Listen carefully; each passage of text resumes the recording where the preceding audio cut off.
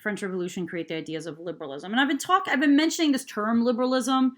And so today we're going to actually talk about what fully this idea means, because it really becomes a dominant political force in the 19th century, even in today's country as well, even though 21st century liberals in this country are really closer to Republicans or conservative ideas in this country today in the 21st century. But in the 19th century, it was a pretty dominant force. It shapes a lot of the ways our governments are created. It shapes our government in the way our Constitution is written, and creates this idea of what we call liberalism. So we're going to talk about, first off, what were the important values of liberals. So first off, the origins of 19th century liberalism. So the word was first used when the term was adopted by the Spanish political party, the Liberales, in 1812. And they were basically opponents of Napoleon.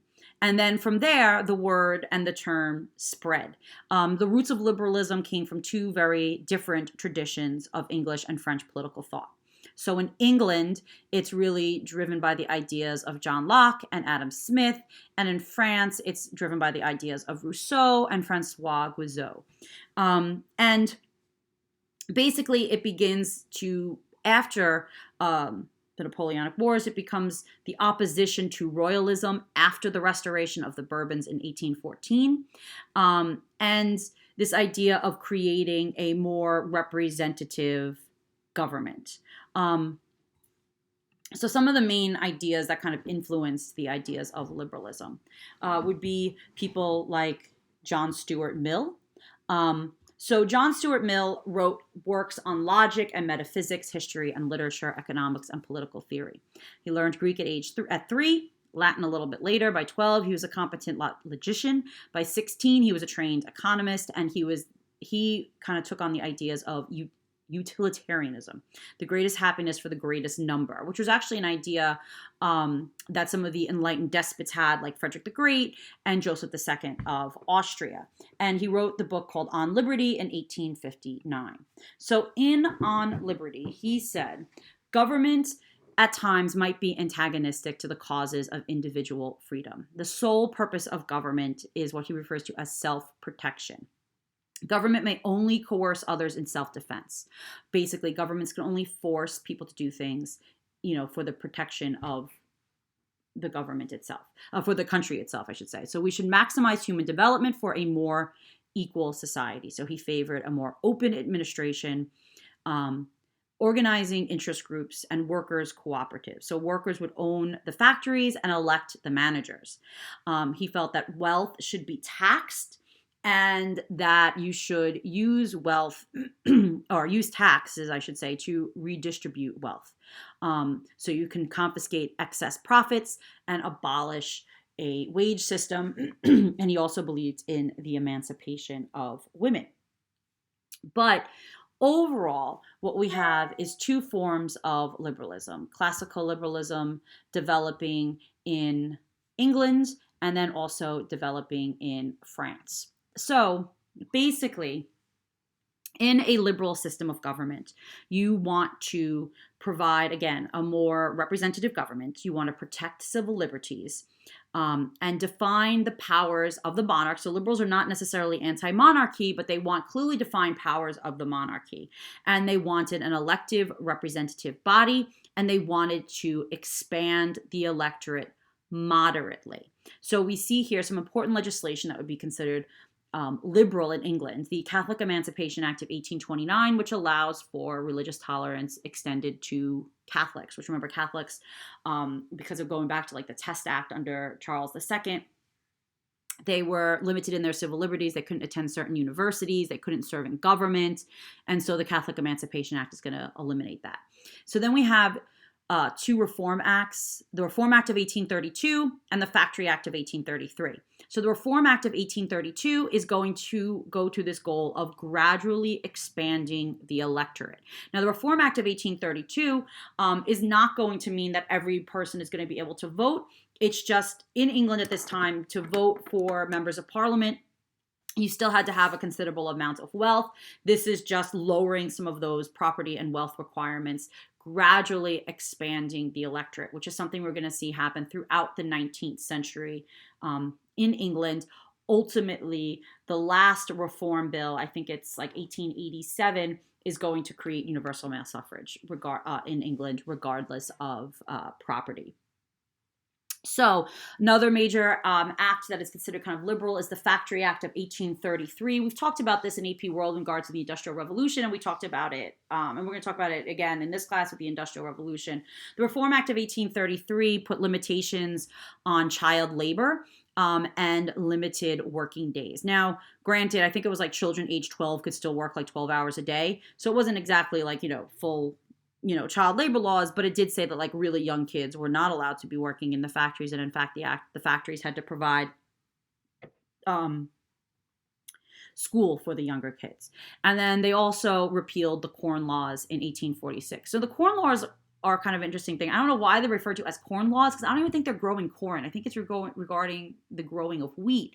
But this idea basically, this kind of goes to the idea that in England, as the country industrialized, the rural agricultural areas were being represented in Parliament, because you had what they're referred to as rotten boroughs. So basically, as people were moving out of the countryside and moving into cities because of the Industrial Revolution, the basically the census map, the representation map of Parliament was not changed to reflect that. So you had these rural areas that were overrepresented in Parliament and these more urban areas that were underrepresented in Parliament. So that meant there were a lot of laws that were passed that were very favorable to these more rural areas because they had overrepresentation in Parliament.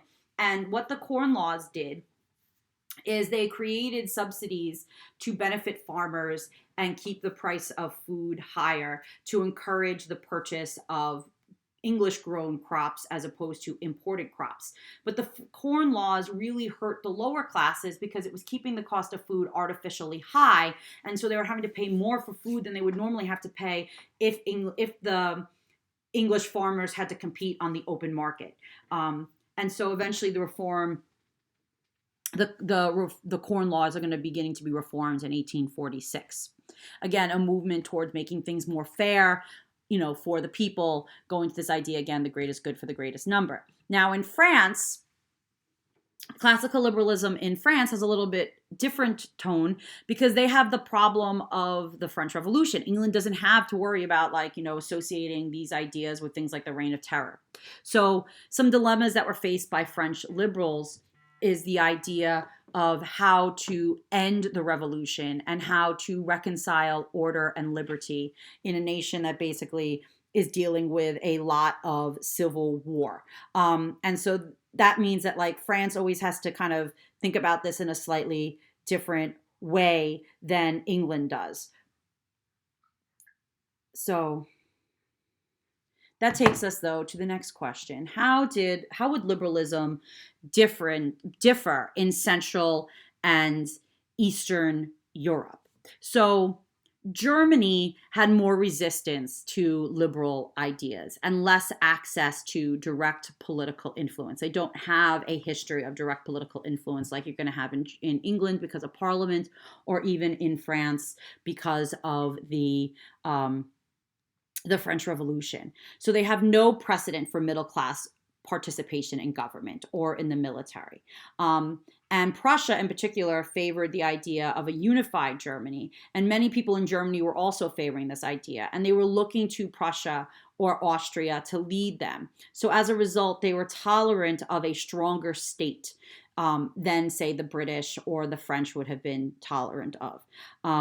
And so they hoped that once they achieved the goal of unification, then they would have a freer social and political order begin to emerge. So liberalism is a little bit different in Central and Eastern Europe.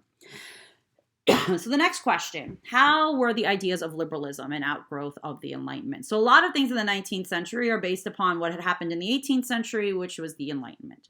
So I had said before that John Locke is going to be a major thinker in the ideas of the ideas of liberalism. So John Locke, with his idea of a contract theory of government, this idea that there is a social contract between the people and government. So the state is regarded as a human construction, established by a contract with the people. So as a result, you should have a limited constitutional government, a civil society of free men equal under the rule of law, bound together by no common purpose, but sharing a respect for each other's rights.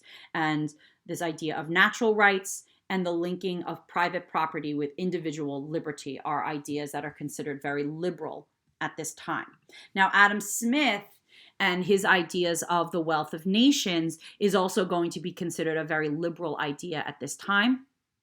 So he merges Locke's idea of civil society with economic theory. So this idea of laissez-faire and this idea of the invisible hand, that the government basically should let the economy, organize itself, let the market mechanisms be the thing that really drives economic decisions. Now, as far as Rousseau, so Rousseau also talks about this idea of a social contract and the theory of the general will, and he demonstrates an alternative to the origin of liberalism. He said men must resolve problems through their capacity to choose how we ought to live.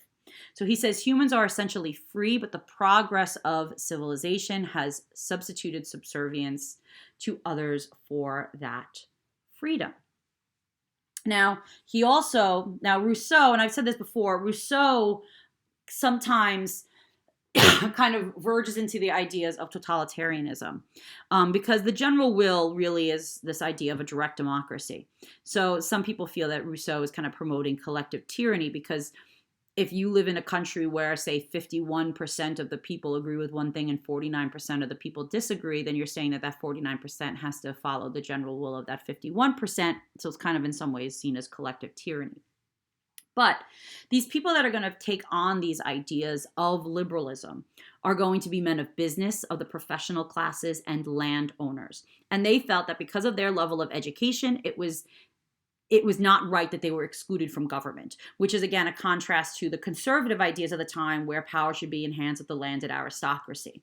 So liberals believed in careers open to talent, and they valued, representative governments because they felt that people did have the ability to govern themselves. And they also very much believed in the idea that government action should be publicized. And that's why they feel that the freedom of the press is such an important right, where the ideas of the government can be publicized. And also that freedom of an assembly, so where people can freely express their opinions against things that the government is doing if they feel that the government is trying to take too much power away. So one thing that also should be pointed out, though, is that liberals, and I've said this before, liberals are not Democrats. They're opposed to every man voting. That's why even with the Reform Act of 1832, that does not create universal male suffrage. In England, it only lowers the property requirements in order to be able to vote.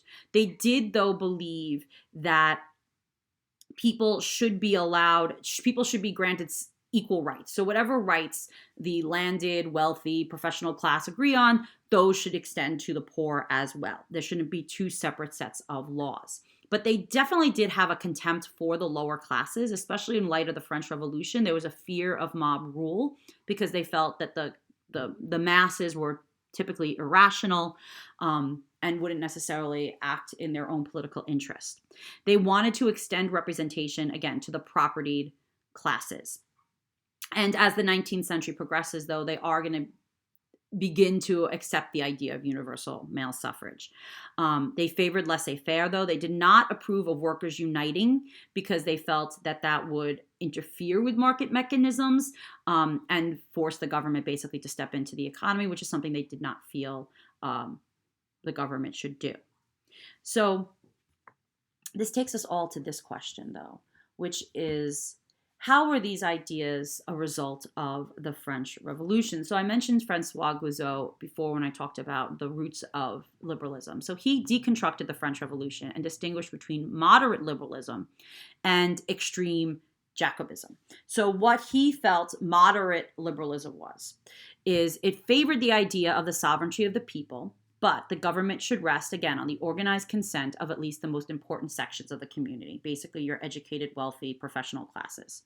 There should be an extension of the voting franchise to exclude all men of property, but again, excluding the working class. And he also believed that a good constitutional monarchy was the best form of government. So I said this before, the liberals were not against monarchies. And he valued liberty more than equality. So again, freedom of the press, freedom of assembly, and written constitutions. He also believed laissez-faire, free trade, low tariffs, and not allowing the working class to organize into unions. The general progress of humanity would emerge from the growth of wealth and from science and inventions. He felt that established churches and the landed aristocracy were obstacles to the advancement of civilization. And he felt that orderly change should come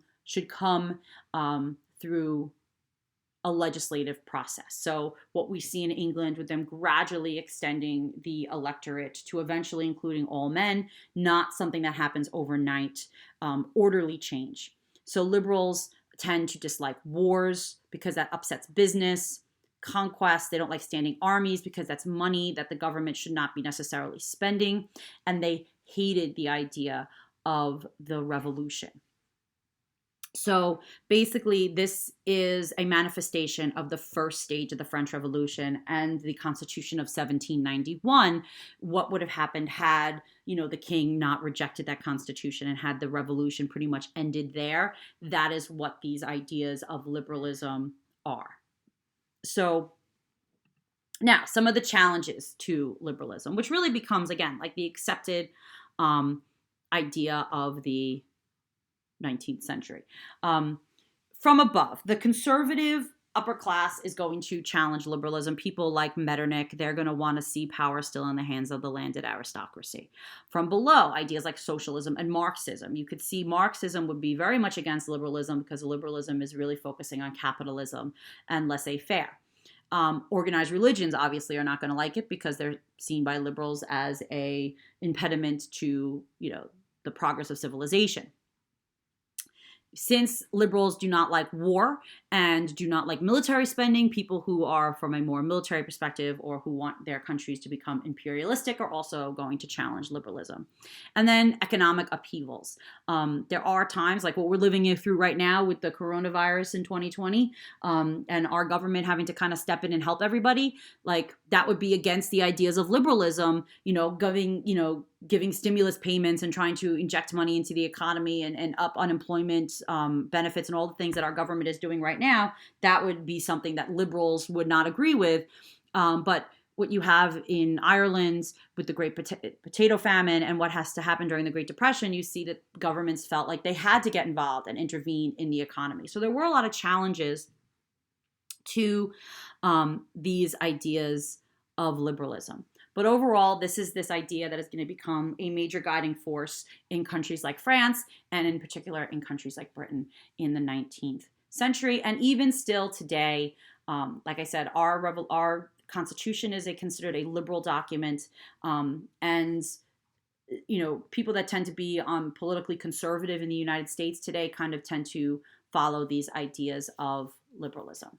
So why would liberalism be such a powerful force in the 19th century? Why don't you think about that for the end of this topic?